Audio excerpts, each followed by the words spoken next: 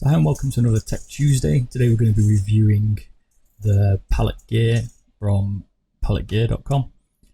This is a control surface that allows you to predominantly use it within Adobe Premiere, Adobe Audition, Adobe Photoshop for controlling quick shortcut functions. I also have found that you can use this in other applications like OBS for stopping your stream. So today I'm going to just show you some quick clips on some of like the angles and the different buttons and the color configuration you can use, and in the meantime I'm just going to talk over these and give you a quick review. There are a few different kits to it. One, you have the aluminium starter kit, comes in at $200 US plus shipping. You've also got the aluminium expert kit, which is what we're showing here. That comes in at $300 plus shipping. You then got a limited edition wood professional kit. It comes in at $900 plus shipping. And you've also got an aluminium professional kit. It comes in at $500 plus the shipping. Now, what you can do is you could basically buy the aluminium starter kit, $200, see if you like it. And then from that, you can also buy additional modules. You could buy additional sensitivity slider for $50. You could buy the arcade push button style for $30. And you could buy a multifunction dial for $40.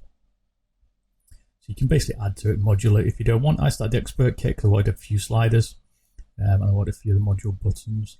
So let's start. I'm going to go through some of the points that I think they could have made some amendments maybe to some of the modules going forward. Maybe they'll do that, maybe they won't. So some of the things that I think they could have done slightly different with this palette is the connection points. So you have magnetic points all around each of the devices and you only have one set of pins, as you can see, and they're magnetic. So the pins have to connect to one of the other magnetic points, I guess male and female you could call it.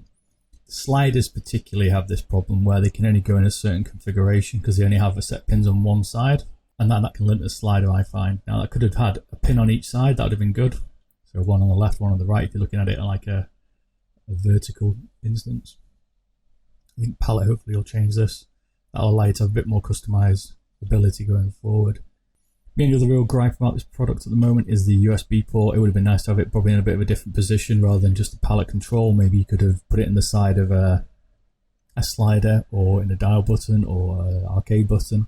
I know the palette control unit itself is the main function, but what I'm finding is that the USB connector is quite predominant at the front of it. When you put it in the keyboard, I like mine quite flush. I find it kind of limits my positioning with my keyboard. It's not a bad side, it's just some of the things I found going forward. It'd be nice to have a bit more flexibility on that USB port.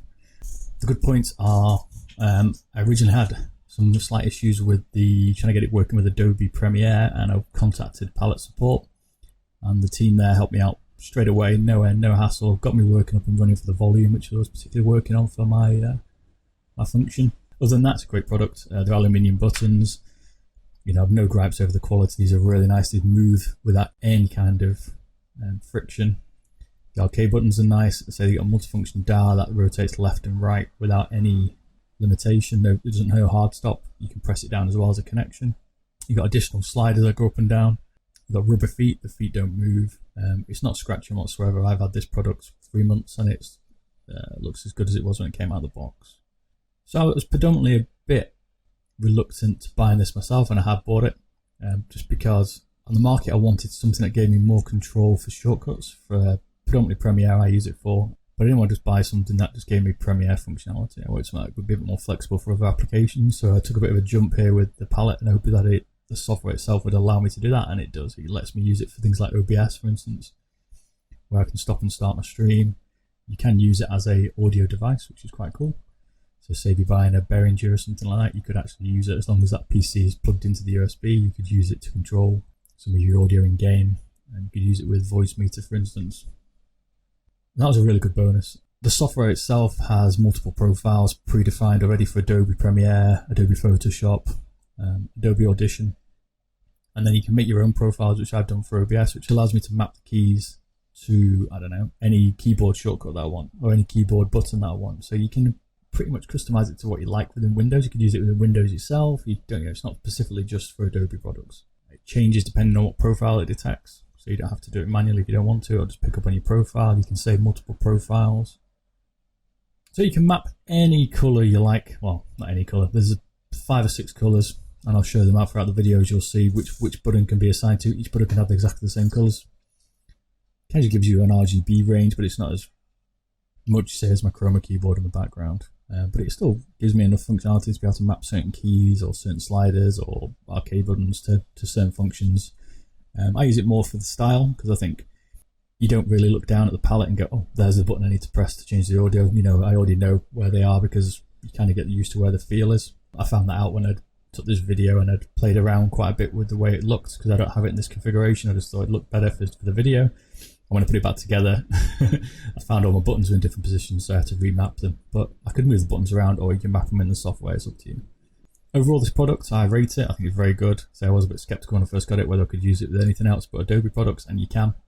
That to me is a great plus. The product itself is really good. It's also very modular. You can buy additional modules for it. I'm going to buy some more sliders, and I want some more arcade buttons. I'm not particularly using the dial buttons, but that's just me. And going forward, I'm certainly finding this is making my editing a lot easier. So don't forget to like and subscribe if you want to see more of these videos. Hope this has been interesting and useful for people to understand, I guess, what I use this palette for, and what you could use it for going forward. And I'll see you all soon. Thanks a lot. Bye bye.